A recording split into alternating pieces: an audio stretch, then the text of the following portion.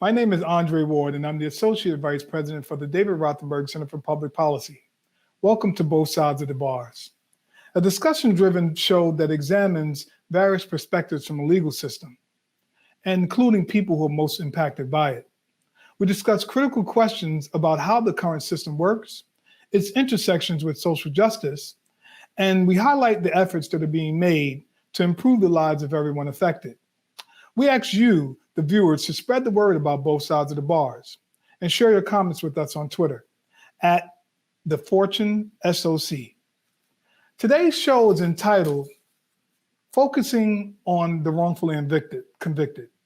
And we're here today to talk about two exonerees who were 16 and 20 years old, respectively, behind bars before DNA proved their innocence.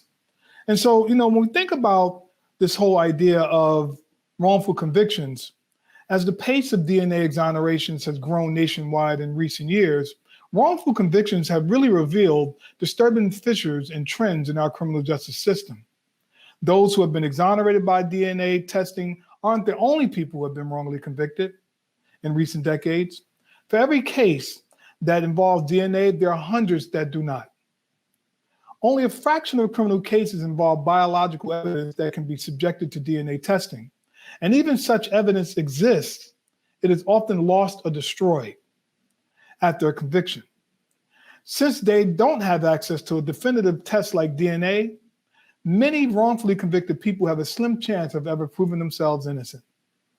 There are more innocent people in our jails and prisons today than ever before. The rate of exonerations continues to rise, revealing an unreliable system of criminal justice, a lack of accountability for police and prosecutors, and a reliance on junk science and mistaken eyewitnesses are major contributors to wrongful convictions that really have undermined the credibility of our system and ruined the lives of innocent men and women. Today's episode on Both Sides of the Bars will focus on two people, one of whom is Jeffrey Deskovic. Jeffrey Deskovic is a former exoneree and president of the Deskovic Foundation, a nonprofit dedicated to the exoneration of the wrongfully convicted, their recovery, and reform of the system that allows these miscarriages of justice to take place. The Deskovic Foundation is responsible for freeing 11 wrongfully convicted people and has helped pass 8 laws. And then we also have our second guest, it's Keon Sprinkle, who is of Boston. He was wrongfully convicted of a crime he did not commit, and he spent 20 years based on that wrongful conviction in prison. He was released in February of 2020 after his conviction was overturned, and he was able to return home to his family. Keon worked in partnership with the New England Innocence Project and a pro bono legal team. Jeffrey, Keon, thank you for joining us here at Both Sides of the Bars. Thanks for having me. I want to get right into it. Each of you have been wrongfully convicted.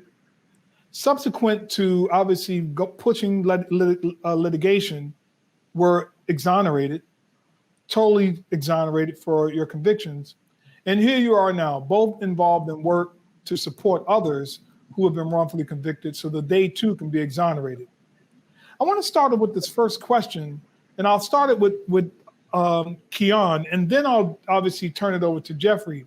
But this idea of people being wrongfully convicted, how does the presumption of innocence really serve to some degree to be an illusion, right? When people enter into the criminal legal system, right, they're presumed innocent. But when we talk about wrongful conviction especially, how does the presumption of innocence really seem like an illusion? Keon? All right, so just a couple of things quickly. So I'm one of the first people in my state that the New England Innocence Project dealt with that got exonerated and the case got picked up without, DNA evidence, right? So I just wanted to say that, and I was incarcerated since 17, not 20, but I was convicted at 20 though.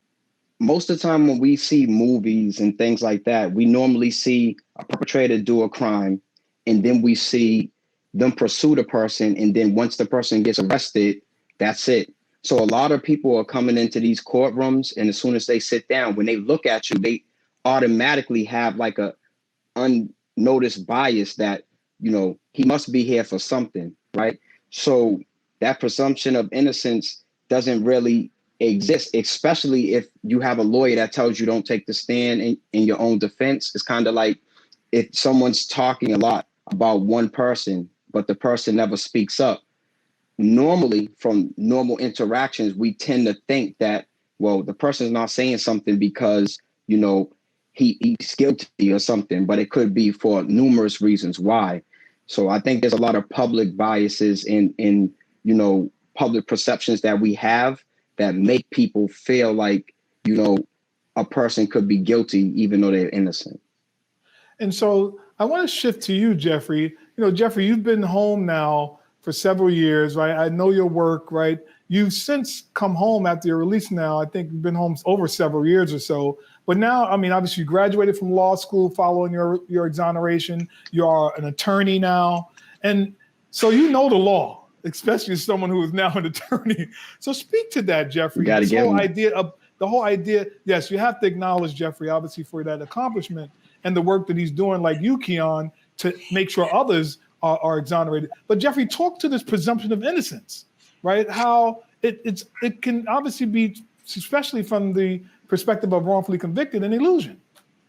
Yeah, it's definitely an illusion. I've been home for 14 years now. So I think that it's an illusion in the sense that, you know, up until bail reform was happening, people were still being incarcerated, you know, pending the trial as a means of, ostensibly as a means of keeping society safe. But that in and of itself is contrary to a belief in a presumption of innocence, because why do you have to keep people safe from somebody that's presumed to be innocent? So that's one aspect of it. In terms of in the courtroom, I agree with Keon that I think that a lot of jurors do not understand the idea of guilty and until proven innocent. I think that they vote to convict if they simply think that the defendant is guilty, as opposed to also asking themselves, well, I understand, I think that someone's guilty, but did the government actually prove it? I think that's a subtlety that's lost on common people. Beyond that, jurors do have concepts in their mind, like Keon mentioned. If the defendant doesn't testify, the thought a lot of people, everyday people have, and remember that the jury is made up of everyday people. The thought that everyday people have is, well, you must have something that you're hiding, and that's why you're not taking a stand. And of course, that other thought, I mean, I believe that the defense starts out behind, they don't, to use a sports metaphor in racing, they don't start out at the same place. I believe that defendants, you know, start in the back, the prosecution is ahead. And the thought is that a lot of people have is, well, obviously, if you didn't do it, then they wouldn't have arrested you for it. And then the last aspect of that, outside of the courtroom, which is just in the court of public opinion, the media, you know, one of the causes of wrongful conviction is pretrial prejudicial publicity. That certainly was a factor in my wrongful conviction case, and it's a factor in many other cases. So outside of the courtroom, as a society, I don't think that we give much credence to the presumption of innocence. And so in that aspect of it, it's also illusory. How does the very legal system itself kind of feed that unconscious bias? Each of you have experienced it in different ways relative to jurors, et cetera. But how does the system itself, right, kind of feed, right, folks' unconscious bias? You know, bias, like you said, is shaped and attributed to what people see on television, their own like personal views vis-a-vis how they've experienced the world. How does the legal system do that? And I'll start with you, Jeffrey, and then we'll go to Keon. Well, the legal system does it. I think that defense attorneys play a really big role in that. So they're an actor within the justice system itself. And a common school of thought is that they don't comment to the media, but prosecutors and police are commenting. They're not commenting. They're not allowing their clients to answer. And I think that the thought is, well, my client's going to say something to incriminate him or herself. But that right there shows that even your own attorney may be thinking, that you're guilty. So that's one aspect of it. Another aspect of it is what's called tunnel vision, which is when a conclusion is made, only paying attention to evidence that confirms it and ignoring other evidence that does not, or coming up with some obscure definition that often defies common sense. So in my case, for example, just to put some color to that, when the DNA didn't match me before the trial, it showed that semen in the victim matched someone else. The prosecutor suddenly, they started dropping the case and refocusing investigation. They came up with this obscure theory. Oh, well, the victim must have slept with someone else before you murdered and raped her, going so far as to name somebody, but never trying to actually prove that.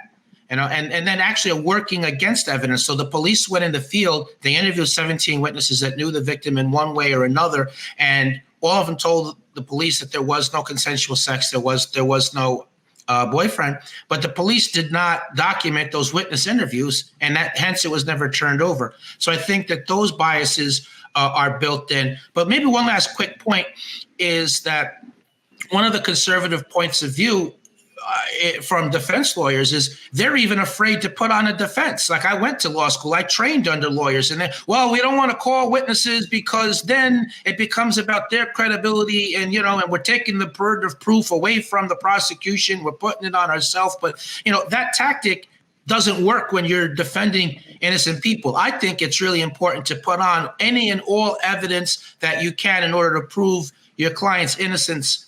And lastly, when there's a confession case, the general public, of which the jury is made up, they simply don't believe that an innocent person would falsely confess, whereas that's caused wrongful convictions in 25% of the cases. So in reality, when you defend a case like that, you have to answer that confession. You have to explain that confession. You have to disprove it. Very important for your client to take the stand. Yeah, I falsely confessed, here's why. But lawyers don't do that. And so I think that's another part of the bias that's built in. I think the motivation or the rationale behind some attorneys is they think that their clients are guilty also. Interesting. And Keon, again, Jeffrey talks about this prosecutorial tunnel vision, as you know all too well about too. And some examples of that, this idea of like how, right, inherent in the very judicial process itself, right, is the feeding of people's unconscious bias connected to this prosecutorial tunnel vision. So talk a little bit about that, Keon. Okay, so I'm going to try to say all this out. So I'll start with, I want to take some time just to talk about the whole indictment process versus the bound over process. So this indictment process is a cheap way to really be able to get a person in my state. I don't know how it works everywhere, to get a person from district court to superior court. So what happens is, if I have a conversation, there's three of us on the phone, and I say, hey, Sprite was there when Keon and Jeffrey was having this interview. Sprite heard Keon tell Jeffrey to walk over here. When Jeffrey walked over here, Sprite heard a sound, right? The lawyers never get a chance to put any evidence in front of this petty jury to be able to say, well, this doesn't add up or that doesn't add up. So the only question is, should this person stand a trial? They're going to say, yeah, they just indicted a soda, right?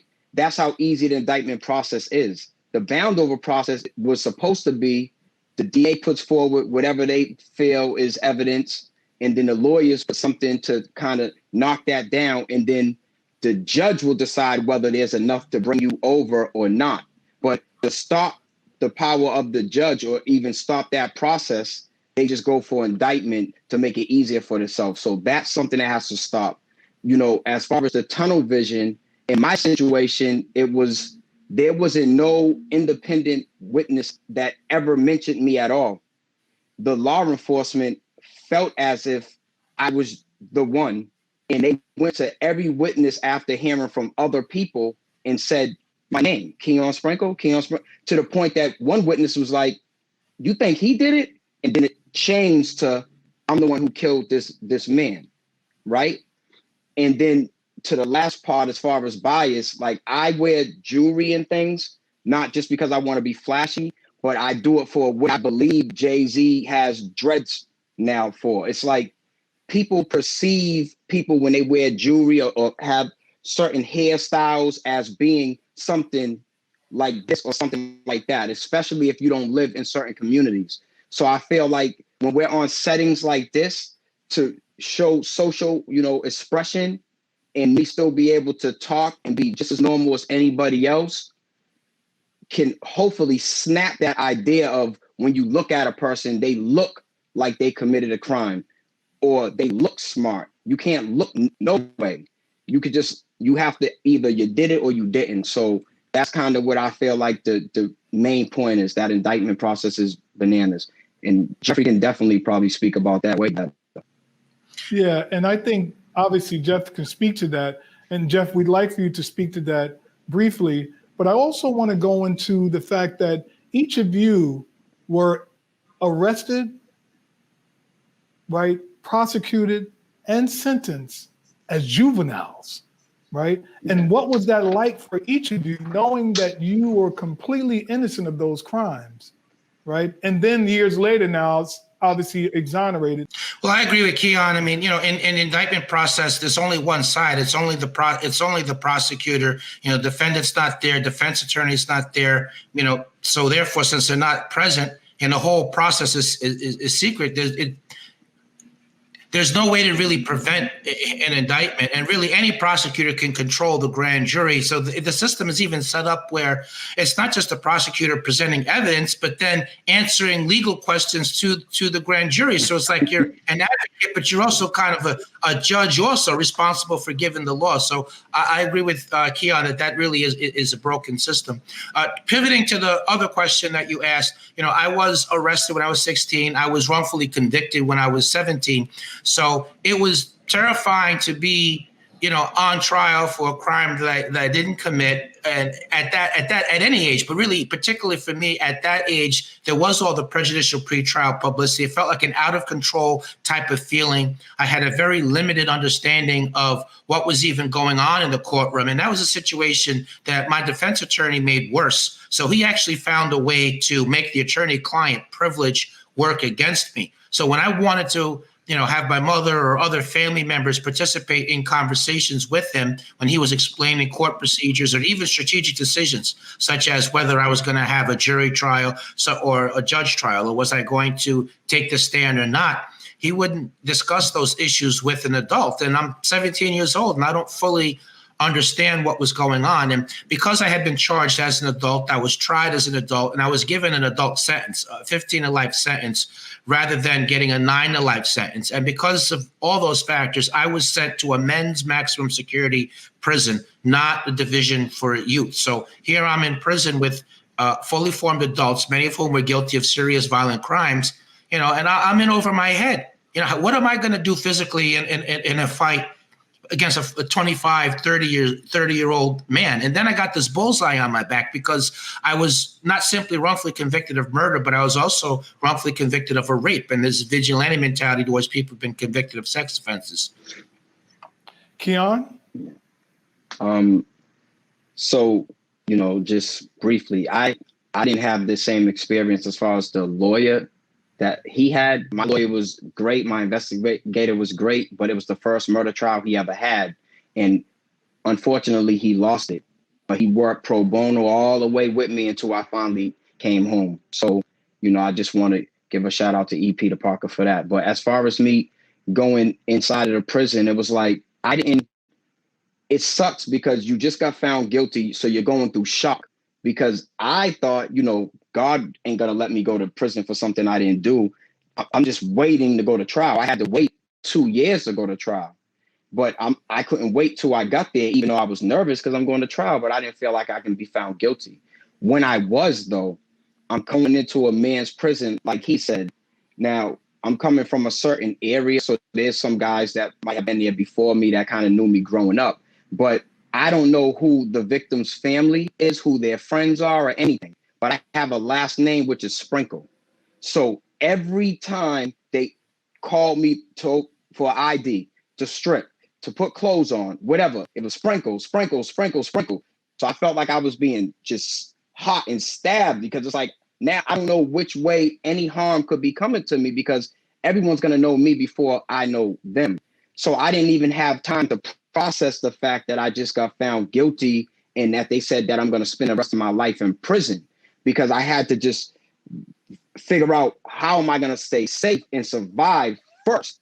And it took me a few years and a few fights and things to even get to the point where I can just focus on, now let me try to work to try to get home, which is unfortunate.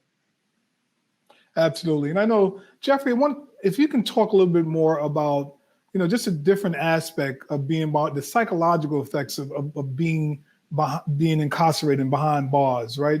If you can share like a different aspect to that too, I think that's also important for this conversation around especially around wrongful convictions. I think being a 17-year-old, it made it particularly difficult psychologically to deal with being in prison. I mean, it took me years to get used to just being in a cell and being around the walls. I mean, you could stick your hands out on both sides and really touch the wall. And besides being confined, that sense of claustrophobia, but also I had to keep fighting off feelings of hopelessness, helplessness, thoughts of giving up, thoughts of suicide came in my head. So all those were factors. Absolutely. And, I want to transition now because we have only a few minutes left, unfortunately. But I think another critical part of wrongful convictions and being an exoneree is this whole idea of difficulty transitioning back into society. So I'd like for each of you to speak on that. I'll start with you, Keon. Like, what was that like for you? And for some of others who who are exonerees, Keon, what are they talking about in terms of their transitioning back into society following spending decades even behind bars after being wrongfully convicted and exonerated? Well, for us in our state, the New England Innocence Project, people that was free, we have a real close knit. So we talk a lot. So I can speak to that. As far as transitioning, for me, I was a child going in. So I had to learn how to kind of behave, or at least act like I'm willing to behave like a predator, and then it just kind of becomes like normal. You're not used to hearing people say F you, or people honk horns or flip your bird and things like that, because in prison, every action like that has a certain consequence. So now I have daughters, and my daughters are in college, and they get mad at me sometimes for no reason. They just wake up and they just don't want to be bothered. And, they give me certain type of attitudes, and I had to really learn how to process that in a way where I'm not like, well, you're saying F me, so F you, because it's my daughter. This is someone who loves me that I love. I'm not supposed to give that type of attitude, but that's what I've been taught since 17. So I had to sit with my daughter and say, yo, look, I don't know what I'm supposed to do when you feel these ways. I don't know if I'm supposed to talk to you. I don't know if I'm supposed to give you space. This is hard for me. So when I'm doing something wrong, or even if I'm doing something right, if you don't tell me right now, at least tell me later, like, you did that right, Dad. I was just being, mean at that particular point, because that's a lot. And dealing with people who actually love you versus dealing with people who pretend like they love you because they think they can get something is a big difference. Jeffrey? Sure. So different aspects. So firstly, because I was wrongfully imprisoned from age 17 to 32, it was particularly difficult for me. I never had before had gotten a driver's license. I'd never lived alone. I never wrote a check. I never went shopping. I never had to manage a budget. That was the period of life where a lot of rites of passage, such as finishing education at a more traditional age, being on my way to a career, all those things I missed out on. There's the psychological after effects of the experience. It's common for people who have been wrongfully imprisoned to have PTSD, panic attacks, anxiety, feeling of processing things at a slower speed, feeling of having been frozen in time. I was released at age 32 and I felt like I was 17. There's a stigma, people acknowledge that I was in prison wrongfully for 16 years, but I was there for 16 years. How much of that rubbed off on me? Is it safe to be alone someplace with me? Technologically, cell phones, GPS, internet had not been created. Culture was totally different. Neighborhoods didn't look the same. Different people lived in those areas. So cumulatively, it felt like I was in a parallel world, a place that did not belong to me. that I was not part of. I was always passed over for gainful employment, so it was hard to make ends meet. At one point, I was a couple of weeks away from the homeless shelter. I forced myself to break habits. I mean, I stopped using the prison jargon, and I would force myself to sit with my back to people if I was in a restaurant. Last aspect of it is I found it hard to communicate with friends and family because I knew that nothing in their background would enable them to understand what is it like to be charged with something that you didn't do. You know, the terror of being at trial, being wrongfully convicted, being wrongfully imprisoned, trying to transition. And it's hard to share all those things, particularly with people that had never come to see me or who had sporadically come to see me. So all those things was really difficult for me. And I know that many of the other exonerees, all the exonerees I know actually have suffered from those things. You know, unfortunately, Jeffrey, Keon, we've run out of time for this segment of our show, but we'll certainly have each of you back to give an update. If you can, briefly share how people can get in contact with you, Jeffrey, in 3-4 seconds, I'd appreciate that. Similarly, you, Keon, and then we'll close out this segment on wrongful convictions. My website, www.deskovic.org, DESKOVIC. There's an email form there. You can email me through that. I also have social media pages on Facebook, Instagram, LinkedIn. Keon? I have a Facebook page. It's under my name, Keon Sprinkle. And my Instagram name is 61 Chase City on Instagram. Again, Jeffrey, Keon, thank you so much for joining us here at both sides of the bars. I really appreciate you sharing your observations and your thoughts and your personal experience about being wrongfully convicted as an exoneree. And I thank you, the viewers, for joining us all for this thought-provoking conversation. In the meantime, on behalf of the Fortune Society, we want to thank you so much for tuning in to Both Sides of the Bars. If you're interested in learning more about the Fortune Society, please go to our website, www.fortunesociety.org. That's www.fortunesociety.org. You can also find us on Facebook at the Fortune Society. My name is Andre Ward, and I thank you so much again for joining us here today on Both Sides of the Bars.